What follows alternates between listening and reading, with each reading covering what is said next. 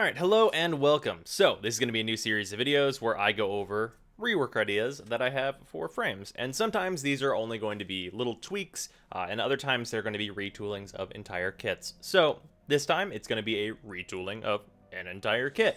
But first, in order to retool an entire kit, you have to know what an entire kit does and what the problems are with it. So, we're just going to go in order. Hydroid's 1. This calls down a barrage of shots in completely random areas inside the range that you have it set up to be. The problem with this ability is that it's completely random. Whenever those shots hit enemies, they do a knockdown, and they do reasonable damage for a 1. So the problem with this ability is that it's too random, and it doesn't really help you with any of Hydroid's other abilities. There's no synergy there, which is unfortunate. A easy to fix power. His 2, on the other hand, charge forward, tidal surge, and knock enemies down. I have no problems with this power. The only changes to this power would be to make it more synergistic with his other abilities. Pretty good power on the whole. Another pretty good power on the whole, Undertow. So, Undertow, it's a little weird in the simulacrum. Let me go over here. Undertow, it's a little weird. Oh well.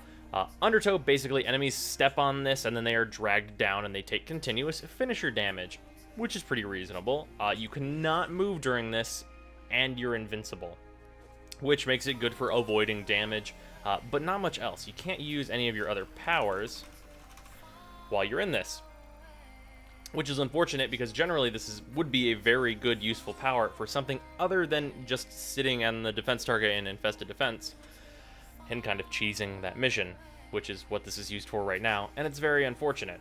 So, the changes to this power are probably going to be the most vast, and we'll go over them the most. Also, the augment for this mod, Curative Undertow, is really good. A solid augment, which I wouldn't change at all. Finally, Hydroid's 4, which is generally regarded as his best ability, but it's not really. It's a very similar to his 1. It's very inconsistent. So these tentacles, whenever you summon them, they try to home in on enemies, but they're not super great about it. And then they're completely stationary once they're summoned. And you can recast this, but the other tentacles disappear. But it's not very effective at doing anything in particular, other than it's a bunch of tentacles.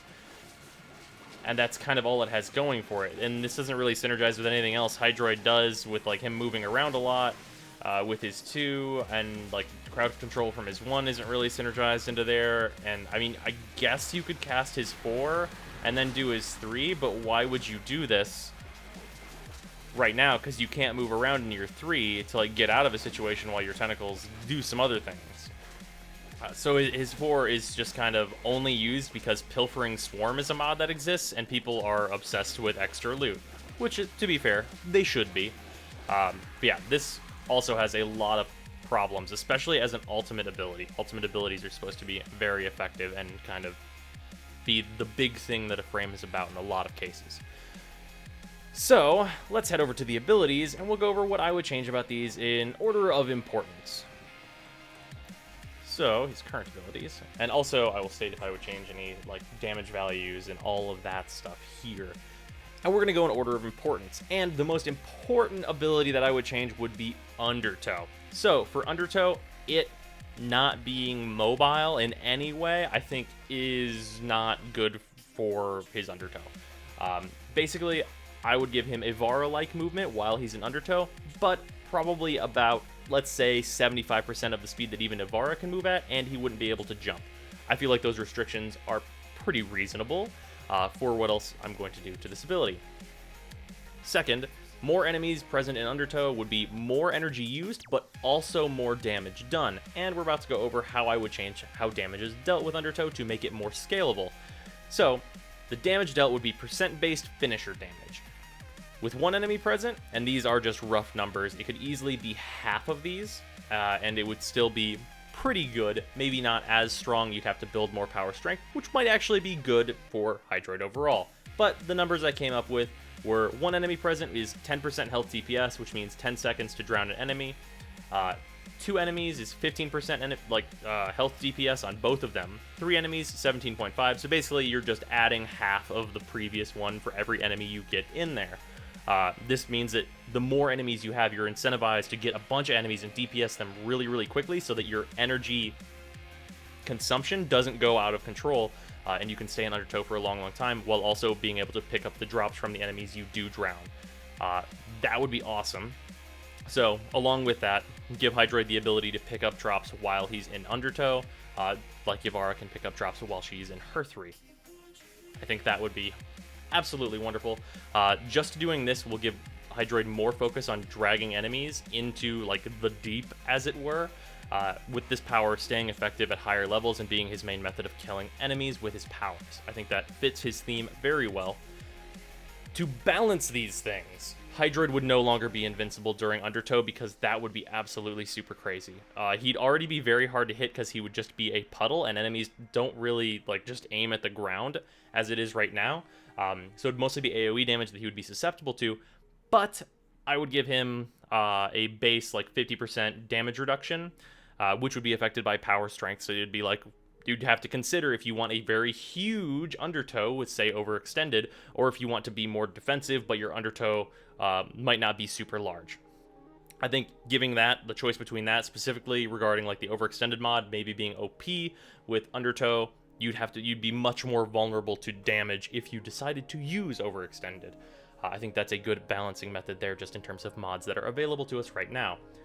Also, and I've gotten some strange reactions whenever I say this, but I'm going to explain it properly, of course. I would give him a weakness to fire damage.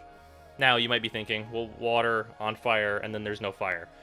The reasoning behind why I would give him a weakness to fire damage is because I would give him, like, let's say, a 300% weakness to fire damage.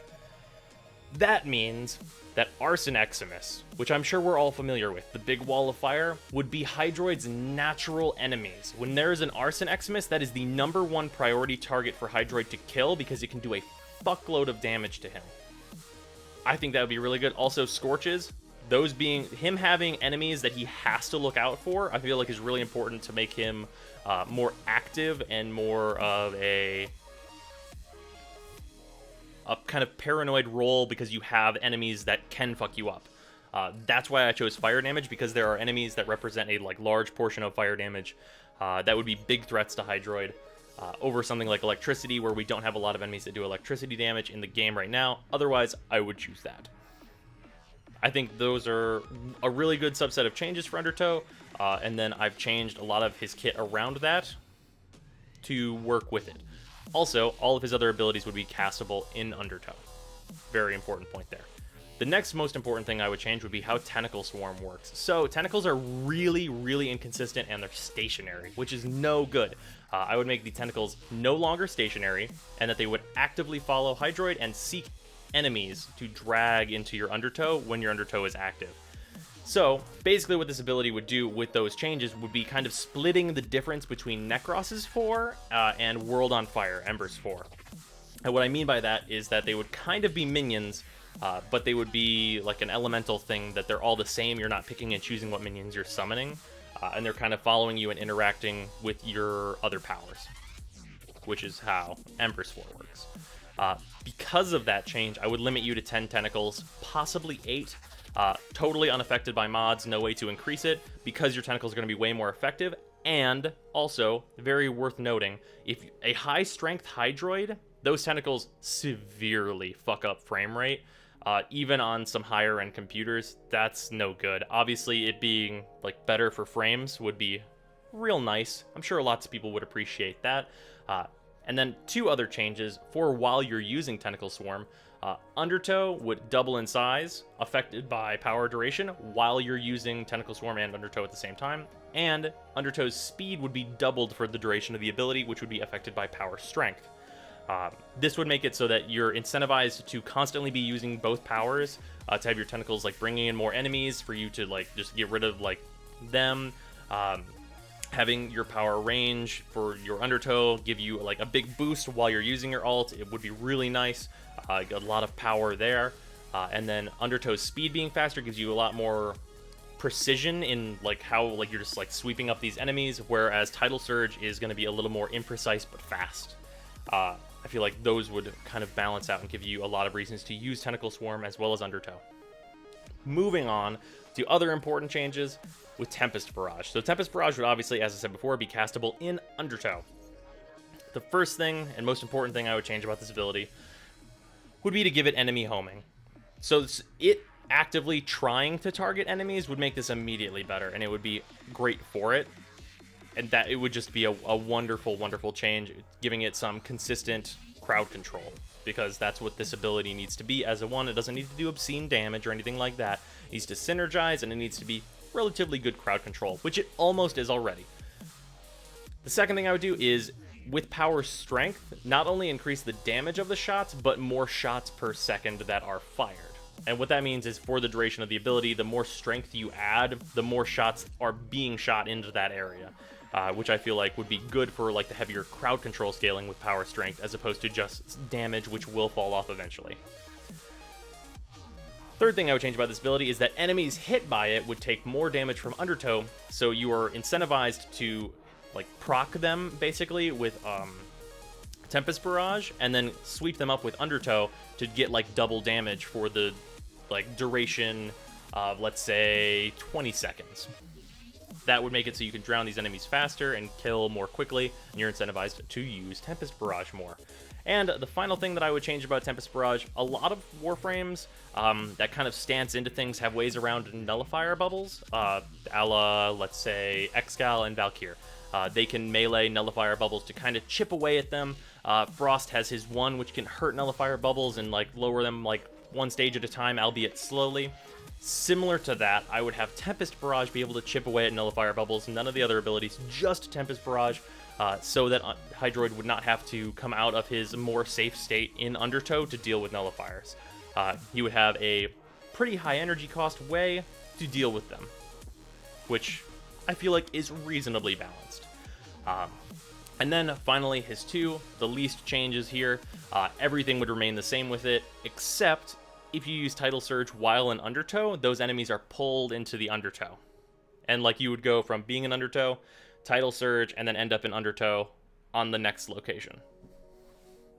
And that's kind of the whole thing.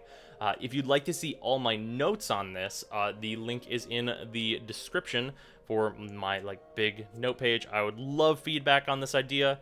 If you like this idea, tweet it at the devs, post it on the forums, whatever you got. I'm probably going to try and do the same. And I hope you guys had fun, and I'll see you tomorrow.